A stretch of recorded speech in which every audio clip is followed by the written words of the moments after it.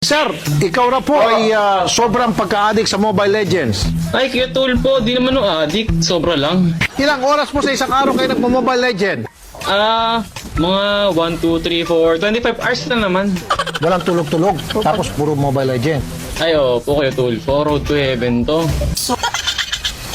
Na-addict na po kayo sa Mobile Legend. Gusto na makipag-iwalay ni Mrs. sa'yo. Hindi naman po sa addict ako, pero parang ganun na nga po.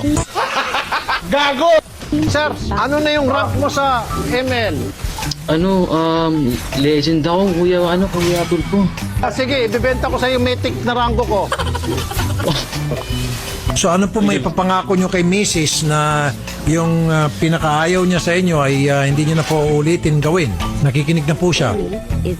Ay, Kuya Tulpo, papangako ko naman na mamatay man ako. Pag bumalik ka, hindi na magmo-Mobile Legends araw-araw. Gabi-gabi na lang.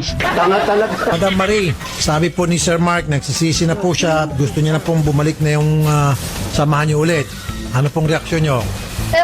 Dapat lang ako nagre-reklamo mas masahol pa sa hayop ugali niya. Ano yun? Ikaw si Paul? Ako si Pupa? Ang gusto niya po mangyari is magpakatawaran na, meaning patawaran niyo na siya at hindi niya na ulitin yung kanyang pagkukulang.